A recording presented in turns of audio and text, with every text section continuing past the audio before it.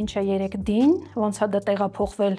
ճարտարապետության մեջ։ Բոլոր տեղեկությունները հավաքվում են եւ գալիս է մի հատ sense օբյեկտ է ինքը վերածվում։ Ինչ աղբյուրների վրա է հիմնվում։ Հնագետներից եւ ճարտարապետներից, որոնք մինչեւ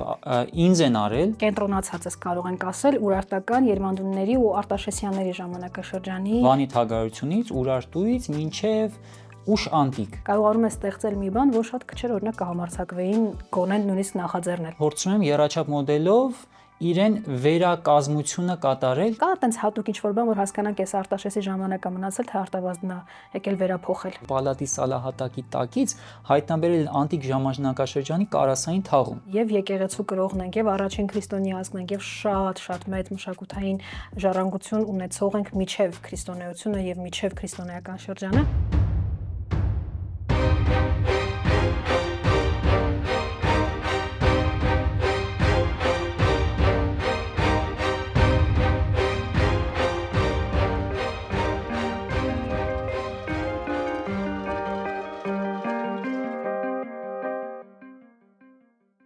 Բարի օր հարգելիներս, Ռենեսանսը շարունակում է իր աշխատանքները եւ այսօր մի շատ հետաքրքիր թեմայի շուրջ զրուցելու ենք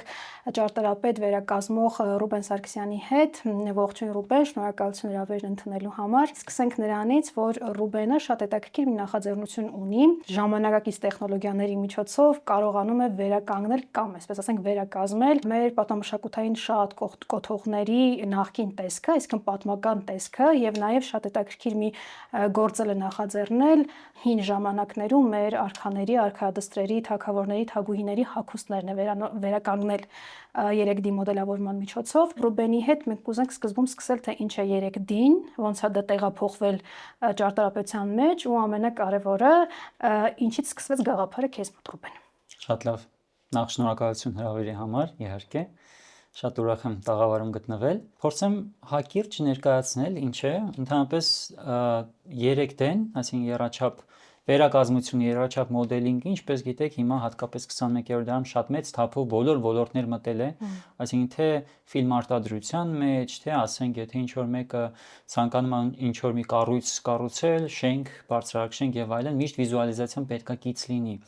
Այնպես որ եռաչափ մոդելինգը իհարկե տարածված է բոլոր ոլորտներում։ Ինչով է տարբերվում այն եռաչափ մոդելինգը, որը ներդրվում է պատմության եւ հնագիտության մեջ։ Իմ պարագայում իմ աշխատանքը կապված է ոչ թե նոր կառուցվելիք շենքի մոդելը ստանալ, որպեսզի հասկանանք տեսլականը, ինչպիսին այն պետք է լինի, այլ ընդհակառակը, այսպես ասած, այդ շենքը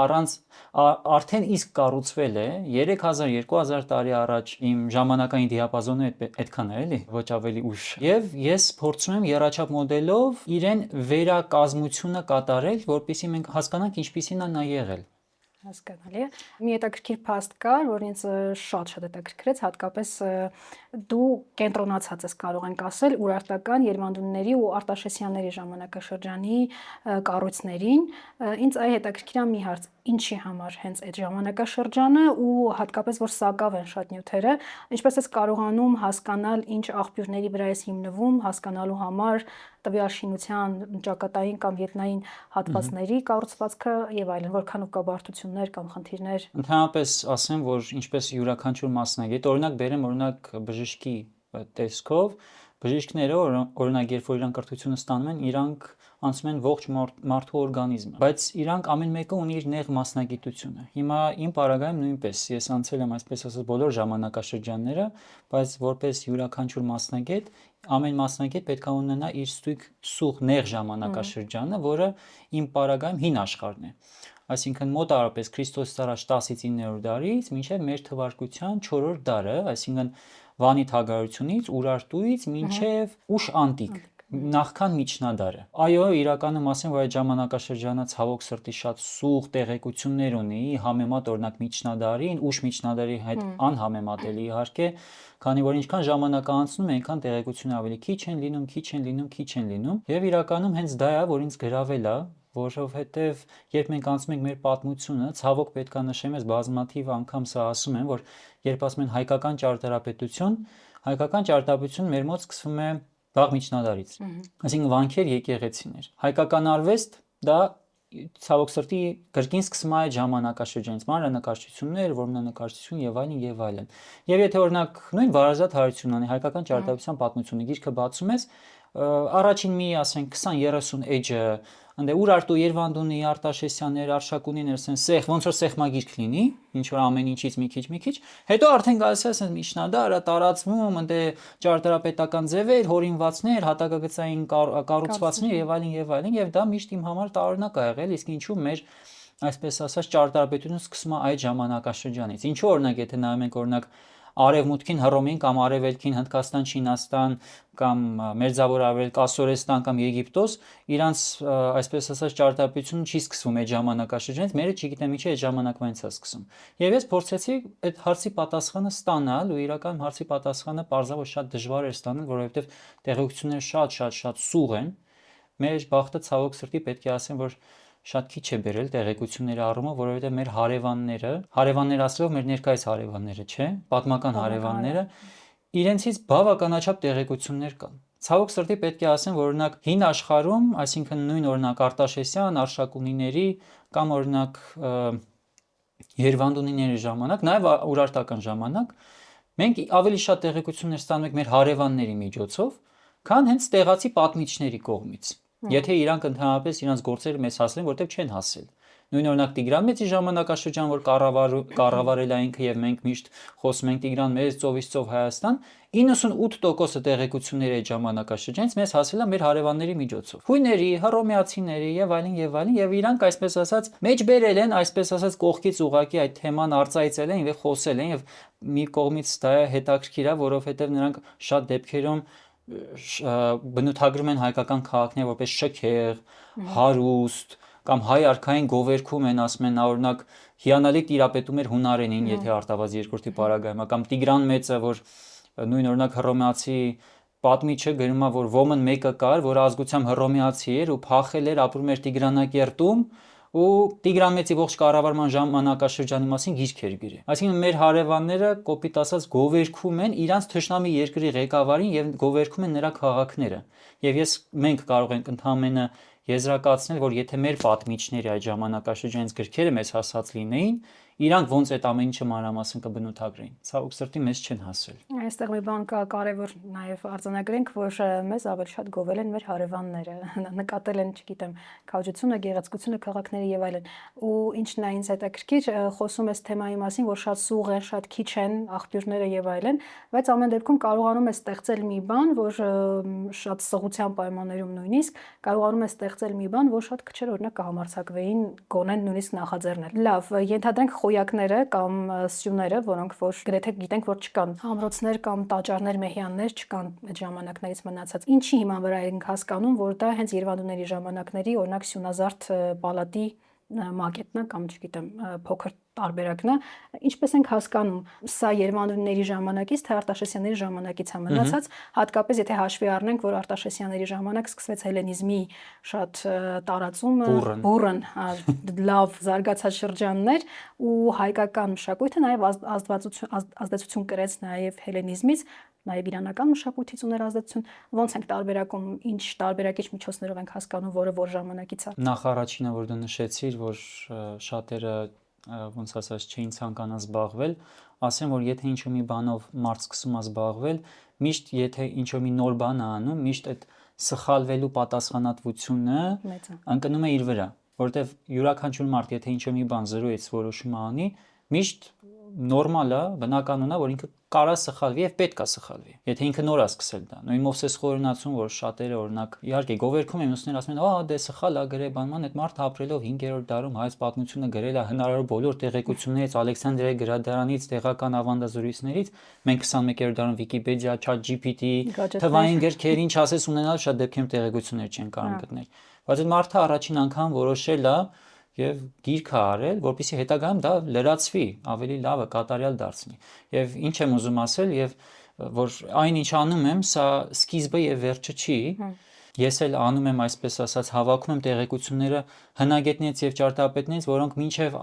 ինձ են արել եւ դրանք տալիս եմ մի հատ ինչ որ sense կոնսենսուսի են բերում, որպեսզի ինձ հետո դրա վրա ավելի լավը ավելացնեն, ավելի լավը դառնա։ Պատմությունը եւ հնագիտությունը, ճարտարապետությունը ուղղակի հնարավոր չի ուրիշ ձև։ Պետքա քոնը դնես եւ նորմալ է, որ դրանից հետո ավելի լավը դրանից հետո կգա։ Իսկ ընդհանրապես ոնց են կարողանում ժամանակաշրջանը հասկանալ, Այսպես ասեմ, ընդհանուր այդ անցումային փուլերն է միշտ պատմական ժամանակաշրջանների դժվար, որտեղ երբ որ անցումային փուլերը գալիս են, շատ դժվար է հասկանալ որտեղ է այս մի այսպես ասած ոճավորումը, հորինվածքները դադարում եւ այս մասից դա սկսում է նորից շարունակվել։ Ընդհանրապես իհարկե առաջինը գալիս է հնագիտական միջավայրը։ Նշեմ, ես հնագետ չեմ մասնագիտությամբ, բայց ես աշխատում եմ հնագետների հետ եւ այսպես ասած իրենցից որոշակի փորձ նաեւ ձեռք բերել եմ, թե ինչպես է սա ամեն ինչը կատարվում։ Այսինքն հնագիտական միջավայրը, երբ որ իրանք պեղում են մի հնավայր, եւ շատ դեպքերում դա խնդրահարույց է լինում, որպեսզի թվագրես էսի։ Օրինակ ժամանակին դա թվագրում էին օրինակ իր հատակագծով, օրինակ եթե մի հատ կառույց ես գտել կամ հորինվածք ես գտել, հատակագծով նայում ես, որ ժամանակաշրջանի հետ է բռնում, օրինակ նմանատիպ մի հատ հորինվածքով մի հատ կառույց կա մի այլ երկրում, որտեղ արձանագրությունն է մնացել, որով ստույգ կարան թվագրեն, դրանով թվագրում էին։ Հիմա իհարկե 21-րդ դարում դա ավելի հեշտ է շատ բաներ անել, ածխածնի անալիզներ ուղարկել, փորձաքննություններ անել, որը շատ դեպքերում հստակ, շատ դեպքերում այսպես ասած մի քիչ լողացող։ հա, այո, 50-50 այսպես տարբերակով կարողանում է թվագրել։ Օրինակ, եթե դու կառույց ես գտել, որը այրվել է թշնամու կողմից,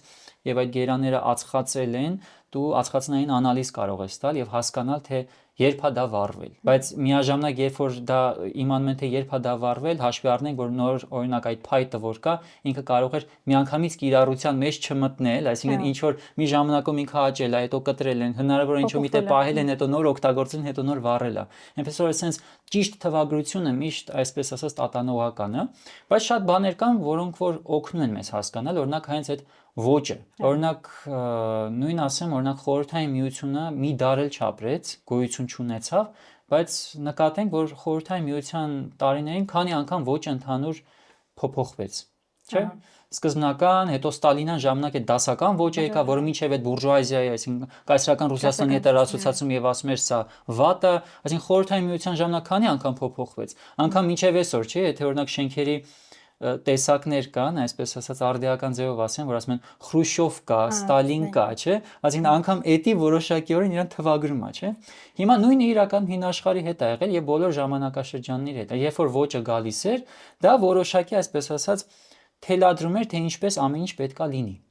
Հիմա եթե օրինակ պեղումներ են կատարում եւ օրինակ այս տեսակի սյան խարիսք օգտագործվել է մենակ Երևանդունիների ժամանակ կամ յետ ուրարտական ժամանակ եւ ուրարտական ժամանակ օրինակ սյան խարիսները լրիվ տարբեր էին լինում իրանց ոճային առանձնահատկություններով։ Այնպես որ ամեն ինչից բոլոր տեղեկությունները այսպես ասած տարբեր կողմերից կոպիտ օրինակ բերեմ, ես իրականում արհեստական բանականության դեռ ջատագովը չեմ, դեռ, որովհետև ինքը իհարկե բոլոր տեղերից տեղեկությունները հավաքում է, որպեսզի մի կոնսենսուսի գա, բայց շատ դեպքերում այդ կոնսենսուսը կարող է շատ հեռու լինի իրականությունից։ Բայց իմ գործունեությունը հենց կանված է դրա հետ, այսինքն տարբեր կողմերից հնագիտական, ճարտարապետական, արվեստագիտական բոլոր տեղեկությունները հավաքում են եւ գալիս է մի հատ sense օբյեկտ է ինքը վերածվում։ Նորից գալիս ենք նրան, որ տարբերակումը ամեն դեպքում դժվար է հասկանալ։ Օրինակ Արտաշատ քաղաքում դու գնացել էիր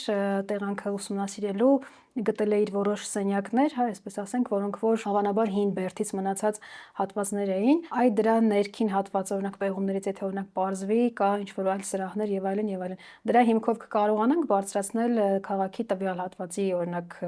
ամրոցի ինչ-որ նախատիպ ստանալ կամ հասկանալ, օրինակ դա ինչ ազդեցություն է կրել, որ շրջանից ազդեցություն կրել ու օրինակ եթե նայենք ռոմեական, հա, տաճարները, ենթադրենք Ֆլավիոսների տաճարները, եթե նայենք, իրենք շատ ակնհայտ ունեն իրենց ոճը ու շատ հեշտ հնարավոր է հասկանալ, որ նույնիսկ որ կայսր ժամանակ է կառուցվել։ Օրինակ կա նման բան հենց հայկական ճարտարապետության կամ հայկական,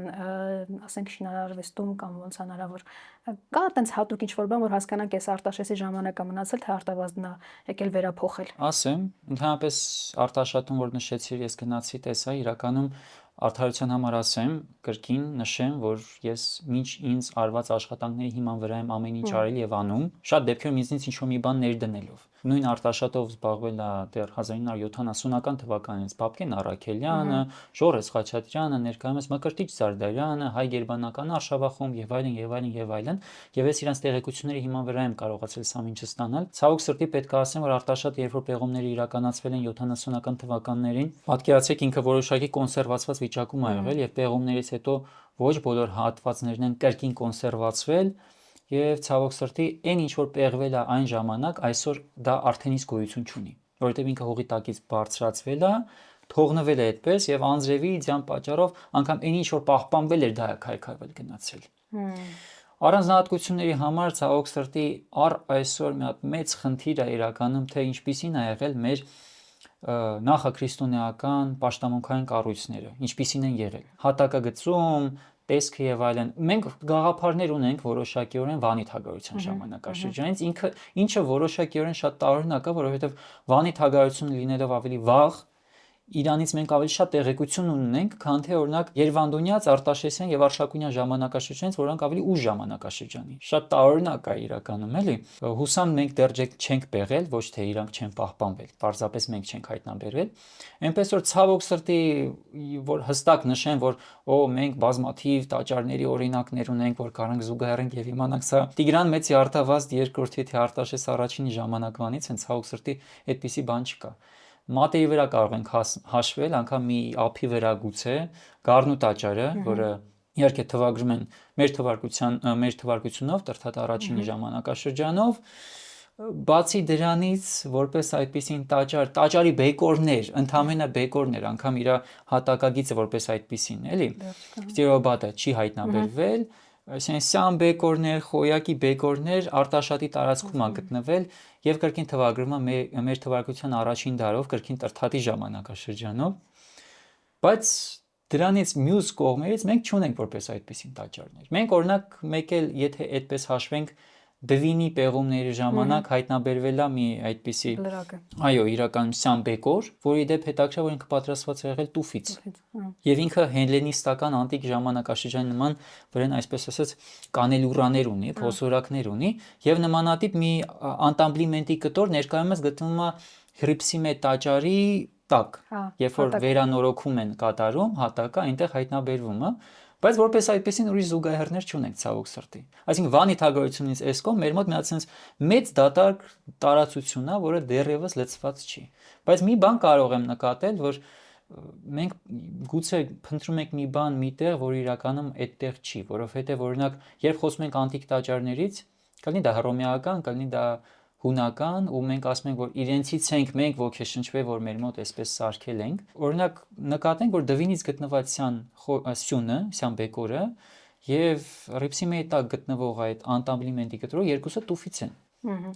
Տուֆից որպես այդպիսին արևմուտքում չէին կառուցում։ Ընդ կրաքարներ, ընդ մարմարներ, տրավերտիններ իհարկե, բայց մեր մոտ դա տուֆից է եւ գուցե եւ մենք փնտրում ենք մի տաճարի մասեր կամ տաճար միտեղ, որը այդտեղ չի իրականում։ Գուցե իրականում այդ բոլոր բեկորները վերաօգտագործվել են հետագայում եկեղեցիների մեջ եւ դրա համար մենք մեզ համար օտար է, որ իրականում օրինակ եթե բանա նախաքրիստոնեական տաճարը ինքը անպայման պետք է ինչ որ օրդերների մեջ լինի, օրինակ հունահռոմեական ոճի լինի, բայց իրականում գուցե մենք տեղական ոճ ենք ունեցել, ուղղակի մեզ դա այնքան անծանոթ է, որ մենք տեսնում ենք օրինակ մի եկեղեցի եւ այդ եկեղեցին իրականում գուցեև նախապես եկեղեցի չի եղել։ Այդպիսի կարծիքներ կապված կան օրինակ Երերույթի տաճարի հետ, այդպիսի կարծիք կա կապված անգամ Ծիծեռնավանքի, այո, բանը անգամ Մայր Աթոռի Սուրբ Էջմիածնի հետ, որովհետև դա նույնպես բազմաթիվ անգամ վերակառուցվել է, բայց պեղումները ցույց են տվել, որ դեռևս 4-րդ դարում ինքը եղել է բազիլիկ հորինվածքով հատակագծով մի կառույց, որը կրկին շատ, այսպես ասած, նման է հենց այդ անտիկ հունահռոմեական ոճի, չեմ ուզում հունահռոմեական ոճը անընդհատ ասել, որտեղ այնպիսի տպավորություն է, որ մենք ոչ մի բանով այստեղ երբեք չենք զբաղվել ու միշտ մեր հարևաններն են մեզ ինչ որ ուղղորդ թե ինչ պետք է անենք, էլի։ Այսինքն մենք գուցե մանենք գալի տաճար, որը իրականում այդպեսին չի եղել։ Մենք ուղղակի այդպես չենք տեսնում։ Խոսեցիր Ուրարտական շրջանի մասին ու հետաքրքիր իրոք մի բան կար։ Ես ծնվել մեծացել եմ Գեղարքունիքի մարզի Արսվանիստ գյուղում, որտեղ որ գիտենք Օցաբերդը հայտնի, այդ հատվածումը Օցաբերդ արգելոց, պատմամշակութային արգելոցը հենց այդ հատվածում է ու երեխա ժամանակից մեզ հենց պատմության ուսուցչուհին բացատրում էր Ուրարտական շրջանը, առաջին բանը ու դպրոցի պատանցել երևում էր, առաջին բանը ասում էր այս Բերդն է։ Ու ինչների հետաքրքիր, հա դու ճիշտ նշեցիր, որ մենք Ուրարտական շրջանից պահպանված գոնե որոշակի բեկորներ չասեմ, բայց ամեն դեպքում ունենք մնացորդներ, չասեմ, հուշարձաններ, հա, այն ինչ որ կա, բայց Արտաշեսյան ժամանակներից կամ Երևանդունիներից չունենք ու հետո սկսում արդեն Արշակունիների բուռն շրջանը, որտեղ արդեն դե Բագրատունիներ եւ այլն։ Ես օրինակ մի հետաքրքիր, չգիտեմ, գաղափար մտքովս անցա, որ գուցե հենց կառուցվել են նաեւ Ուրարտական բերդերի վրա Արտաշեսյան ժամանակներից կառուցվել են այդ ուրարտական բերդերի վրա մնացած այդ հատվածների վրա ու մենք գուցե այստեղ փոքր շփոթ ունենք հասկանալու, որ կարող է եւ սրանք ուրարտական մնացորդների վրա կառուցված արտաշեսյան բաներն են կամ Երևանուհիների ասենք ամրոցներն են եւ այլն։ Օրինակ հետաքրքիր բան է Արցախի Տիգրանակերտի պեղումների ժամանակ հայտնաբերված, այո, շատ հետաքրքիր էր դա ու բավականին մեծ գտածոներն էին ու ապացույցներ առային, որ այո, Արտաշեսյանները եղել են եւ այո, իրենց թագավորությունը բավականին մեծ հսկայական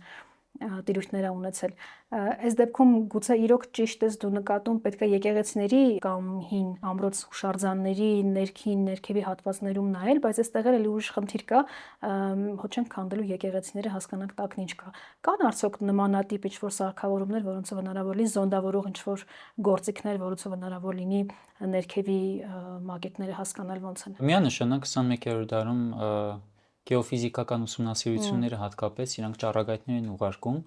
նույն մեր հայ-գերմանական արշավախումբը Արտաշատի պարագայում նմանատիպ սարքավորումներով արել է եւ բազմաթիվ այդպես ասած կառույցներ իրենք ֆիքսել են հողի տակ, որը շատ է օգնում, որովհետեւ այսպես ասած ոչ թե գուշակությամբ ես դու պեղում կգտնես թե չես գտնի, այլ գոնե որոշակի տեղեկություն տալիս է։ Ընդհանրապես ասեմ, մի բան եմ ուզում հստակեցնեմ, ցավոք սրտի շատ դեպքերում, երբ որ ես զբաղվում եմ այս ժամանակաշրջանով, որոշ մարդիկ մի քիչ այլ ձև են ընկալում իմ այս ընդհանուր ասածները։ Ես ուզում եմ ուղղակի մի բան հստակեցնեմ, որ իմ մասնագիտությունը կապված չի ինչ-որ հավատքային կամ կրոնական ինչ-որ պատկանելության հետ, որովհետև շատ դեպքերում մարդիկ, որ նայում են իմ աշխատանքները, ես ոնց ասեմ, ես այսպես ասած նախաքրիստոնեական մշակույթի ուսումնասիրողն եմ, վերարտադրողն եմ, խոսնակ այսպես ասած, եւ շատ մարդիկ ցավոք սրտի դրա մեջ դավադրություններ են տեսնում, այսպես ասած, օ դու քարոզ ես անում ինչ որ հեթանոսական ժամանակաշրջանի եւ այլն, մի բան եմ ուզում հստակեցնել, որ իմ համար բոլոր հավատքները ու կրոնները ամեն ինչ նույն մակարդակի վրա է գտնվում։ Իմ համար թե մահմեդական, թե քրիստոնեական, թե հեթանոսական, թե բոլոր ժամանակաշրջանի հավատներն ու կրոնները իմ համար նույն մակարդակի վրա են գտնվում եւ բոլոր հուշարձանները ստեղծված իրեն ժամանակաշրջան իմ համար արժեք են։ Անկախ նրանից թե ով է կառուցել, երբ է կառուցել եւ որտեղ է կառուցել։ Եվ կարծում եմ 21-րդ դարում արդեն իր ժամանակն է, որպեսզի մարդկանց չտարանջատենք ըստ իրենց հավատքների։ Դրա համար օրինակ երբ որ մենք միշտ օրինակ սիրում ենք, չէ, այ Եվրոպայում սենց, այ Եվրոպայում նենց, մի հատ օրինակ գնացեք Եվրոպա, չգիտեմ, տեսեք որ մի երկիրն է, որ ասենք թե չի ընդունում իր այսպես ասած նախաքրիստոնեական մշակույթը։ Նույն ձևի օրինակ գնում ենք, ես հատ հետաքրիր բան էի նկատի, օրինակ որ գնում բանա Վենետիկում, Դոժերի պալատում, այնտեղ մի մեծ ժողովատեղի սենյակ կար, որտեղ դատավարություններն էին անցկացվում, եւ առաստաղին որ նայում էի, կենտրոնում բաններ, մայրամաստվածածիններ, Հիսուսը գրկին, ու աջ կողմում հռոմեական ծագում ունեցող Մերկուրիի որմնանկարներ։ Այսինքն իրանց համար դա օտար չէր։ Կարևոր չի իրանք Մերկուրիին հավատում էին թե չէ։ Ինքը իսկական Աստված է, իսկական Աստված չի։ Մարդկանց գործը չի։ Դրա համար եմ ասում, որ հիմա որ դուք նշեցիք, որ պետքա գնանք եկեղեցիների տակը ուսումնասիրենք, որոշ մարդիկ կարող է, որպեսզի հստակեցնեմ, էլի կասեն, ուզում են մեր եկեղեցիները քանդեն, չգիտեմ ինչ անեն, այտենց ոչ մեկ միտում չունի։ Ես այդպիսի միտում չունեմ։ Իմ միակ ցանկությունն է նա, որ մենք ընկալենք մեր պատմությունը անկախ իր ժամանակագրական հավատքային ընկալումներից, որովհետև թե նախաքրիստոնեական մշակույթն է մեր մշակույթը, թե քրիստոնեական ժամանակաշրջանի մշակույթն է մշակույթը։ Եվ պետք է ասեմ, օրինակ երջանկա հիշատակ Սամվել Կարապետյանը մի շատ հետաքրքիր տես բան ասեց, օրինակ իմ համար համշենահայերի կողմից կառուցված մզկիթը, որտեղ աղոթում են համշենահայերը, դա հայկական մզկիթը։ Ու իրականում իր ասածի մեջ այնքան գաղափարախոսություն կար։ Պետք չի տարանջատել մարդկանց իրարից, էլի այսպես ասած։ Հակառակը պետք է ընդհանուր միացնել իրար հետ։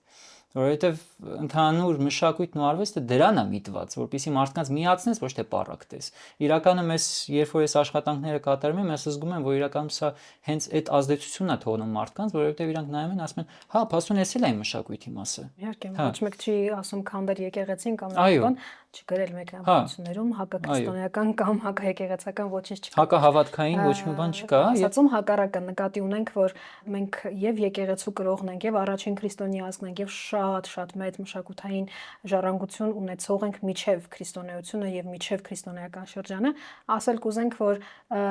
մեր կոթողները, մեր կարևոր մշակութային ժառանգությունը կարելի է նաև քննել եւ ուսումնասիրել այլ ուղղություններով եւս հասկանալու համար մեր իսկապես հսկայական ժառանգության ամբողջական պատկերը։ Ոչ մեկ նկատի չունի, եկեք քանդենք Սուրբ Ռիփսիմեն, որպեսզի հասկանանք տակն ինչ կա։ Դրա համար ես ասացի չկան զոնդավորող միջոցներ, որտեղ գիտենք, ու երբ որ ասացի կա հնարավորություն եկեղեցիների տակը նայելու, նկատի չունենք քանդենք, նկատի ունենք հակառակը կառուցվածի վրա գոնե հասկանալ ինչ պատկեր ունենք ներքևում։ Իրական դա կասկածի տակ է, արդյոք եկեղեցիները կառուցվել են տաճարների վրա, դա լրիվ կասկած, դա ընդհանրապես կասկած, զուտ կասկած է, բայց նույն ձևի ասեմ, օրինակ Դվինի պարագայում, Դվինը իրականում բոլոր ժամանակաշրջան, ինքը Դվինը իհարկե դարձավ մեր մայրաքաղաք վաղ միջնադարում, բայց ինքը ինչպես նաև մնացած մեր մայրաքաղաքներ գոյություն ունեն ունեցել մինչև այդ։ Եվ Դվինում տարբեր հնագիտական շերտեր կան, այդ թվում նաև ուրարտական։ Դվինի պեղումների ժամանակ հետաքրքիր է, որ կաթողիկոսական պալատի պեղումների ժամանակ կաթողիկոսական պալատի սալահատակի տակից հայտնաբերել անտիկ ժամանակաշրջանի կարասային թաղում։ Իսկ կարասային թաղումը հաստատ ինչ որ մեկը, այսպես ասած, ինչ որ ամայի տեղ ուղակի չէր գնա ու ասել, եկեք այս մարդուն այստեղ թաղենք։ Այսինքն ինքը հաստատ ինչ որ մի համալիրի մաս է կազմել։ Դամբարան կամ գերեզմանատուն է ծառայել որպես ժամանակին եւ բնականաբար հետագայում ինչ-ինչ պատճառներով կորցրել է իր տարածքային մասը։ Օրինակ, չգիտեմ, երկրաշարժը գիտենք, որ բավականին շատ են։ Այդ իմաստով Դվինը կոնկրետ գոնե այդ իմաստով կարելի է ենթադրել, որ փլատակների տակ մնացած ինչ որ հատվածի վրա կառուցվել է հույս կա նաև, որ ընդ փլատակների միջոցով լիքը շերտեր տնեն, որտեղ ցավոք սրտի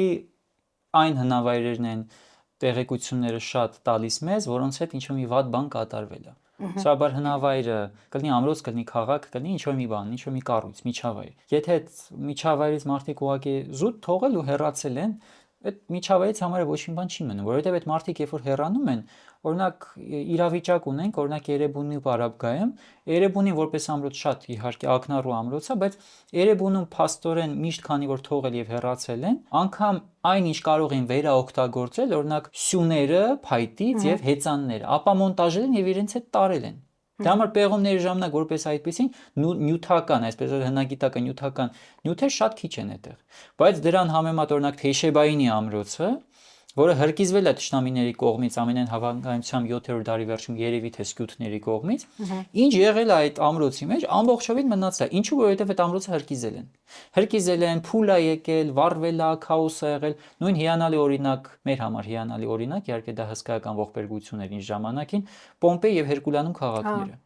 Եթե Վեզուվիուսը չժայթքեր եւ այդ քաղաքները իր տակ չառներ, մենք դրանք չենք ունենա եւ շատ բաներ մենք այդ քաղաքներից գիտենք։ Այնպես որ հենց այն ամրոցներից կամ միջավայրներից շատ տեղեկություն ունենք, որի հետ ցավոք սրտի վատ բան է կատարվել։ Իսկ Դվինի հետ ցավոք սրտի պարբերաբար է վատ բաներ կատարվել, իդեմս երկրաշարժերի։ Եկե ցավոք բավականին անգամներ ենթարկվեց երկրաշարժի ու շատ պատմամշակութային կոթողներ ցավոք հենց երկրաշարժի պատճառով հայտնվեցին կամ տագիտակ կամ հենց փլատակի կարգավիճակ ունեցան։ Մի sense փոքրիկ անցում անենք, ճարտարապետական կոթողների հետ որոշակի իմաստով պարզ էր։ Կան իրենց հատակագիծը պահպանվել է կամ մոտավոր հնագիտական ուղղությունները որտեղ են պահպանվել, ինչ կարգավիճակով ու դրան հիման վրա ըստ նաև ինչ որտեղ արձանագրությունների ցանկալի եթե կան արձանագրություններ դրանց հիման վրա հնարավոր մոտավոր հասկանալ օրինակ ինչ շինություն կա այստեղ, ինչ քանի սենյակ գուցե ունի կամ եւ այլն։ Այ ինձ օրինակ շատ հետաքրքիր է հագուստների իմաստով շատ բարդ է հասկանալ, մանավանդ որ հատկապես էլի չունես, չկա մի կտոր թեկուս փոքր չկա, որ հասկանաս ինքը ինչ գույն է նույնիսկ ունեցել, կամ ինչ զարդերից են կամ ինչ քարերից են պատրաստել։ Հագուստների դեպքում ոնց է հնարավոր հասկանալ, օրինակ, չգիտեմ, ուրարտական շրջանի հագուստը ոնց է եղել։ Օրինակ, եթե այսպես բանով ենթադրենք, Հարիրա Թագուհին ինչ հագուստ է կրել, կամ Տիգրանուհին, արքայադուստր Տիգրանուհին ինչ հագուստ է կրել։ Տիգրանուհու դեպքում քիչ հասկանալի է կլինի, եթե օրինակ վերցնենք, որ իրենք մոտ են եղել իրանական արքունիքի հետ, պարսկական արքունիքի հետ, պետք է որ մի քիչ ազդեցություն կրեր եւ հատկապես էլ որ ինչ որ իմաստով պարսկական աղբյուրներից գոնե կան հստակ շախբյուրներ կամ տեղեկություններ, թե ինչպիսին է եղել հագուստը կանանց գոնե։ հայկական դեպքում ոնց է։ Ու ցավոք սրտի կրկին մեր հարևաններից է տեղեկությունները։ Բամբասկոտ են եղել։ Լավ իմաստով։ Երնեք մեր հայերը այդքան բամբասկոտ լինեն, ես միշտ այդ օրինակն եմ բերում, օրինակ եթե վերցնենք ուրարտական արքաներին եւ ասորական արքաներին, օրինակ ուրարտական արքան, օրինակ ամրոց է կառուցել։ Ես այսինչի որդին կառուցեցի, այս հոյակապ ամրոցը անունը դրեցի սա։ Վերջ։ Ասորական արքան եթե մի բան էր կառուցում, դա կլինի օրինակ կալխուի կառուցման մասին, չգիտեմ, դուրշարոն գենի կամ նինվեի, գնում է թե ինչքան ծախս է ինքը կատարել կառուցելու համար, թե նյութերը որ երկրից է բերել այդտեղ, երեք նյութեր օրինակ օրինակ գերանը օգտագործել է, ինչ գերան է օգտագործել է, որտեղ այդ գերանը օրինակ կիպարիս տեսակի ծառից էր, որպեսզի պալատից հոտը գար, այսինքն այնքան մանրամասն այնպեսի տվարություն է, որ այսպես ասած ինքը հայտ է ներկայացնում, այսպես ասած թե ինչ ծախսեր այնքա կատարել։ Հայտարարագիր է, այսպես ասած անում կարելի ասել։ Հայտարարագիր, ժամանակագիր տերմիններ։ Մեր մոտ ցավոք սրտի ամեն ինչ շատ sense հստակ, չոր, կոպիտ եւ այլն։ Նույն օրինակ մենք գիտենք Սարգոն II թալանել է Մուսա Սիրարդինի տաճարը եւ նրա համալիրը։ Եվ եթե համոզված եք ինքը չթալաներ այդ համալիրը, մենք այնքան քիչ բան կիմանանք։ Ընդ օրինակ թալանելուց ինքը գրում է օրինակ թե դուռը տաճարի ինչից էր սարքած, ինչ նախշեր վրան կային, ինչքան էր կշռում։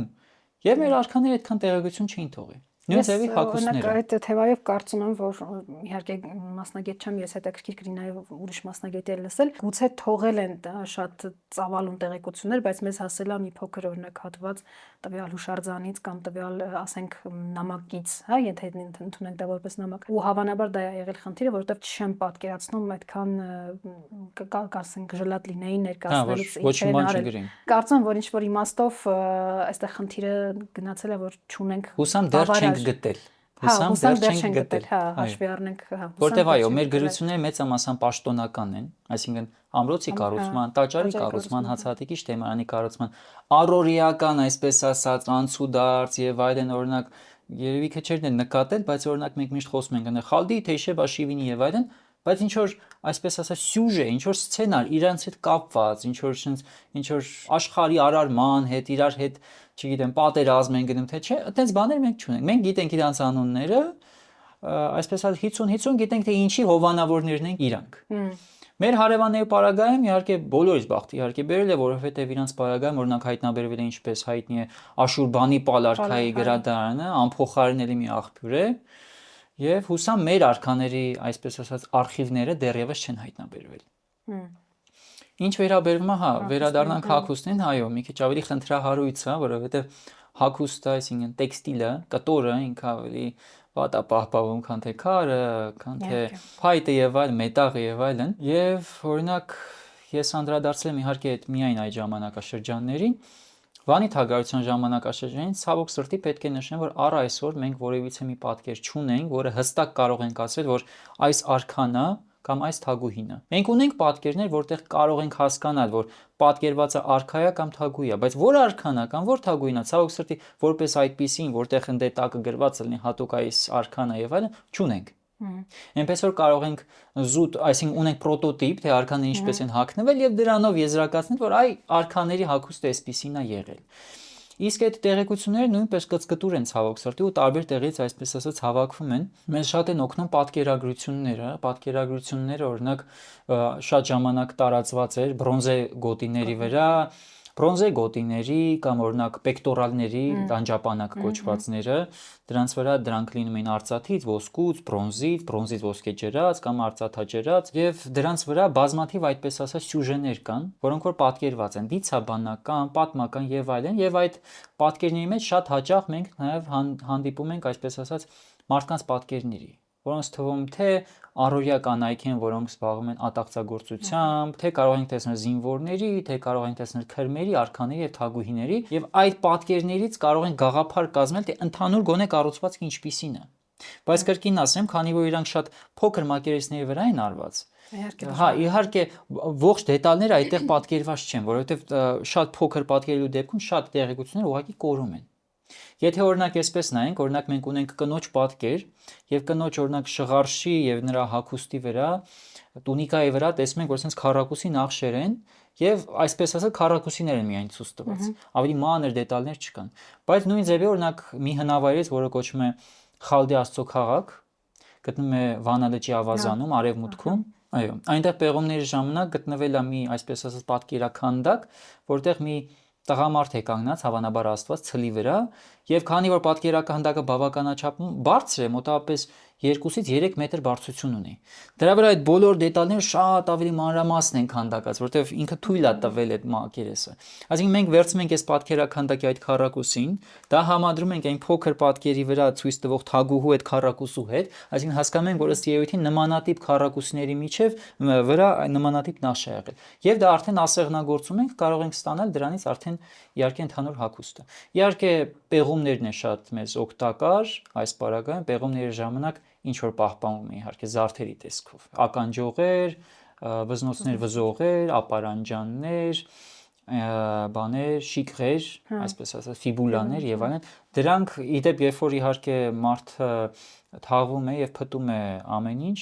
այդ զարդերը մնում են ստույգ հատվածներում եւ կարող ենք հասկանալ թե դա որ հատվածում է եղել։ Այսինքն եթե օրինակ ֆիբուլա է, բարձր ֆիբուլան մարմնի վրա չէին դնի, շորի վրա կամրացնեին եւ փտը մնացել է այստեղ եւ հասկանում ենք որ հենց այդտեղ էլ շորի վրա եղել է այդտեղ ֆիբուլան։ Հա, այսինքն զարդերի դեպքում գոնե կա հույս ասենք, որոշակի հստակություն, հստակություն կա ու կարելի է հասկանալ, որ օրինակ տվյալ ոճը, զարդարվեստի ոճը շատ տարածված է եղել հայկական լեռնաշխարհում ու օրինակ դա ուրարտական ժառանգությունը, թե Արտաշեսյան կամ Երևան բունտի ժամանակից մնացած ժառանգությունը։ Մի հետաքրքիր կողմել գնանք հագուստի հետ կապված գունանյութերի, եթե չկան պահպանված օրինակ հագուստներ, դե գիտենք էլի նշեցիք, փտելու խնդիր կա եւ այլն։ Այս դեպքում գույների ինչպիսի բաներ են ընտրվել, տեսակներ են ընտրվել, ոնց են կարողանում հասկանալ։ Գիտենք Որդան կարմիրը, որը շատ տարածված է եղել եւ որը բավականին շատ օգտագործվել է։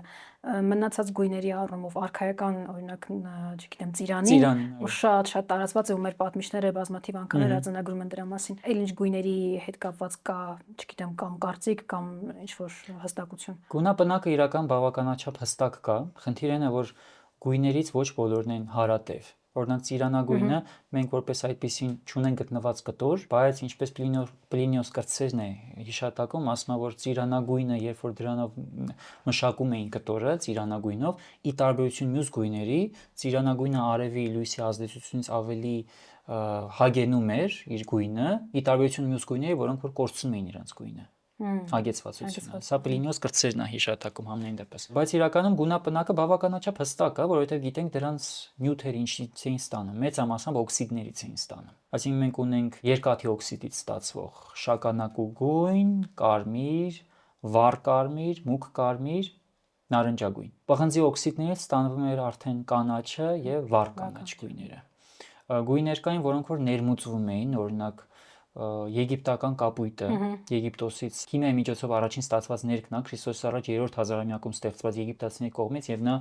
այսպես ասած, արտահանվել է տարբեր երկրներ եւ շատ բավականաչափ երկար ժամանակ իր տեղը ունեցել է, այնքան Պոմպեի պեղումների ժամանակ եգիպտական կապույտ գույնը հաստատվել է որմնանկարների վրա, ինչպես նաեւ այդ եգիպտական գույնը արկա է մեր որմնանկարների վրա, որոնք որ հայտնաբերվել են Էրեբունուց։ Խճանկարները, չէ, բաղնիքների, այո, որմնանկարներն էլ հենց, հա։ Այո, այնպես որ գույնային առումով նշեմ նաև, որ մենք կտորի մասնիկներ, այսպես ասած, հայտնաբերվել են Թեյշեբայինի ամրոցից, որը այրվել է եւ ամբողջությամբ հագուստը չի պահպանվել, բայց դրա մասերն են պահպանվել, ինչից կարող ենք հասկանալ, որ այդ ժամանակաշրջան տարածված է եղել երկու կտորի տեսակ՝ վուշից եւ բրդից։ Բուրդը ավելի լավ է պահպանվում, քանի որ երբ որ բուրդն ու վուշը, եթե դու վառում ես, վուշի կտորը դառնում է փոշի, իսկ բուրդը ածխանումը տենց մնում է։ Եվ ածխացած բրդի կտորներ հայտնաբերվել են բանից, կարմիր բլուրից, Թեյշեբայինից, եւ հետաքրքիր որ դա անալիզի ենթարկել են մեր կողմից, հայկական կողմից փորձանմուշ ուղարկվել է Հռոմ եւ այնտեղ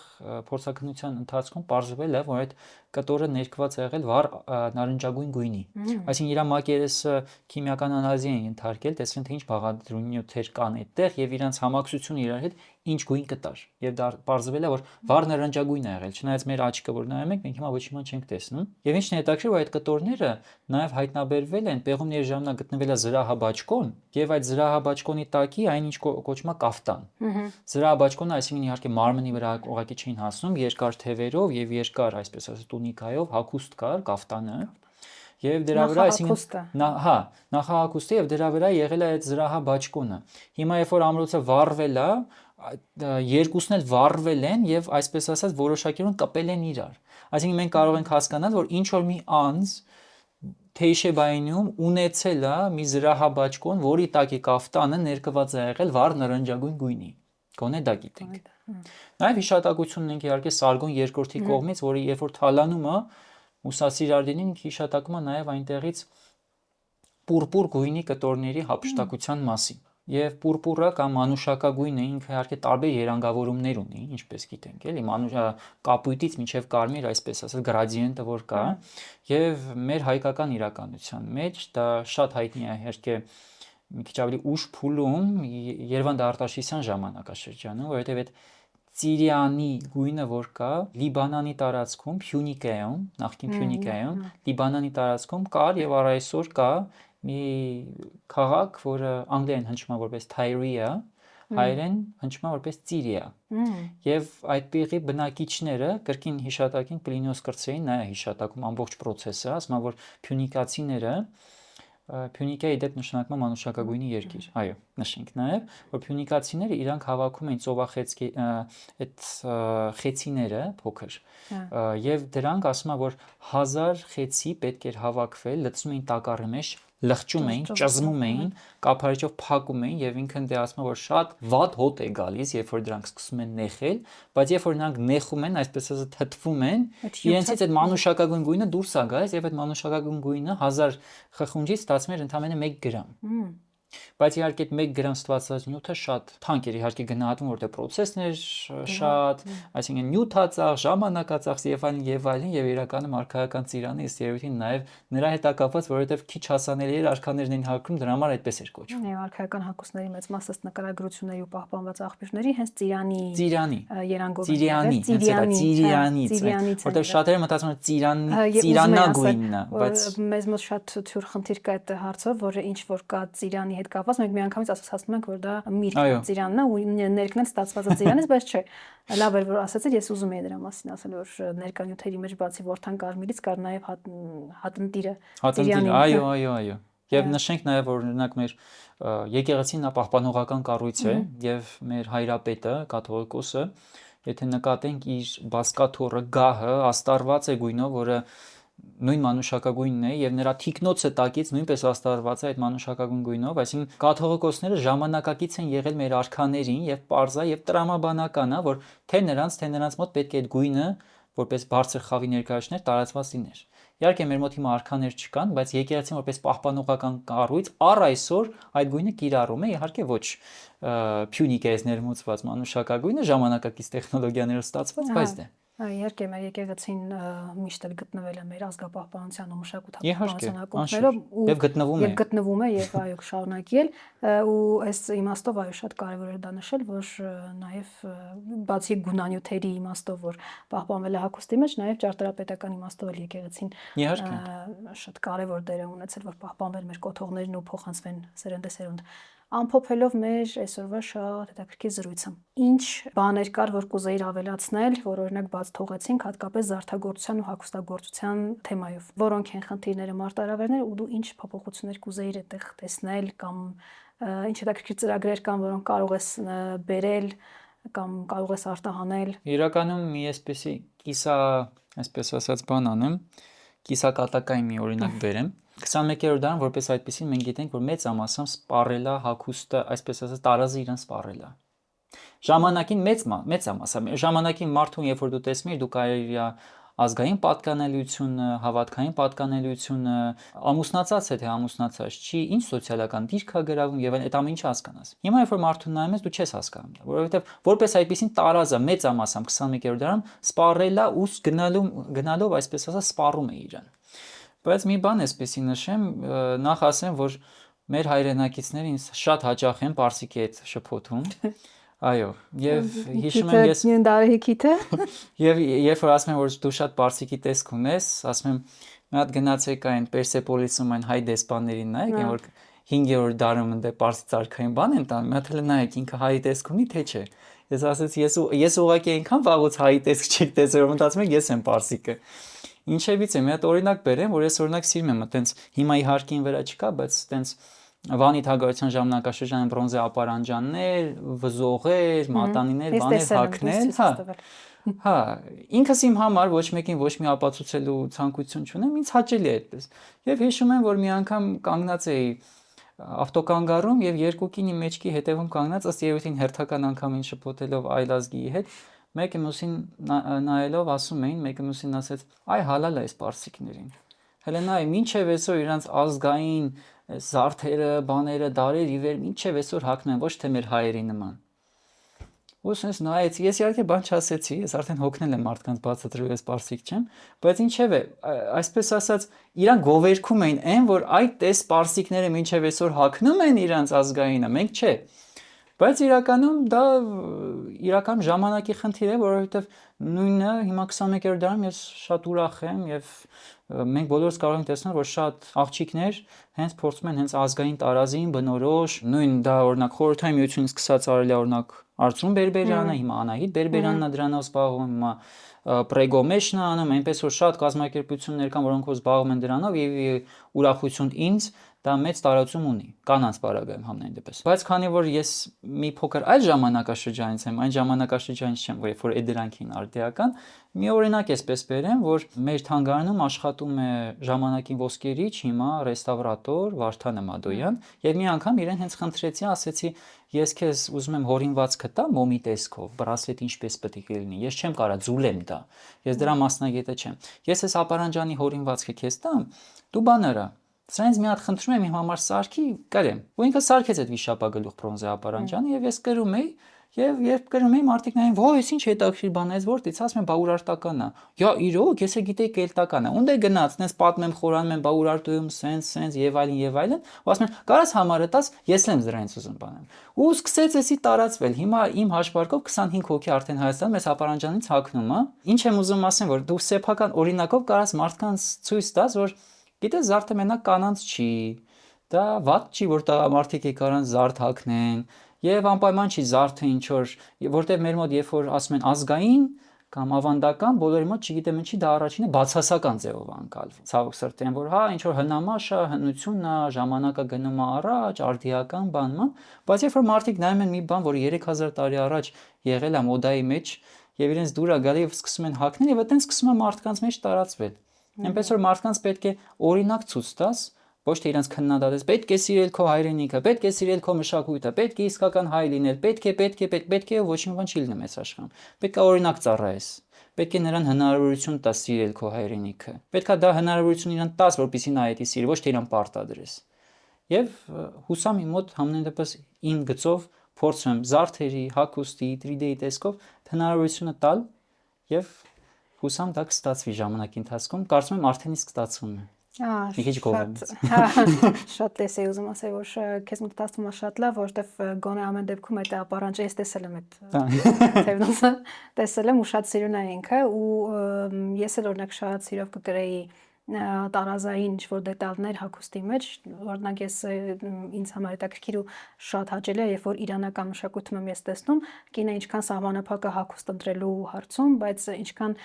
գեղեցիկ են իրենք ավանդական, իրանական, չասենք հագուստագործության այդ ավանդույթը լրիվ պահպանել են, բայց դետալները պահել են, օրինակ բոթե ջեղե նախշը, այդ նշաձև նախշը պահել են հագուստի մեջ եւ այլն։ Մենք դեռևս մի քիչ հետ ենք, երևի թե այդ եվրոպական Չվախենանք, ասենք բավականաչափ հետ ենք, ընդունենք, որ բավականաչափ հետ ենք, որպեսզի գնանք առաջ։ Երևի թե եվրոպական տենդենսներն են կամ չգիտեմ ժամանակից առաջ երևալու խնդիրն է, բայց ամեն դեպքում ես էլ շատ կուզեի կրել։ Օրինակ ես հայկական խոսած այդ զարդերը շատ եմ սիրում, թե գովաս չի։ Թե պրեգոմեշինը, թե օրինակ լուպսինելը շատ գեղեցիկ, էթնոս զարդերի ես իրենցից օգտվում եմ շատ կա։ Ճիշտ է, ես մոռացա էթնոսի նշեմ, ճիշտ է։ Իրենք էլ շատ գեղեցիկ են սարքում, այսինքն դեռևս կա հնարավորություն փրկելու մի բան, հետ բերելու ավանդականը։ Ու ամփոփելով մեր այսօրվա հաղորդումը շատ շնորհակալ եմ Ռուբեն, որ ընդունեցիր հրավերը, եկար, շատ հետաքրքիր զրույց ունեցանք։ Ես եմ շնորհակալ հրավերի համար։ Դուք մեկնաբանություններում կարող եք գրել ինչքանով եք համաձայն մեր գաղափարներին ու մտքերին եւ ինչքանով է ձեզ համար սա հետաքրքիր եւ անպայման հետեւեք մեզ եւ Instagram-ում եւ YouTube-ում հետաքրքիր ու շատ կարեւոր թեմաները դեռ առջևում են։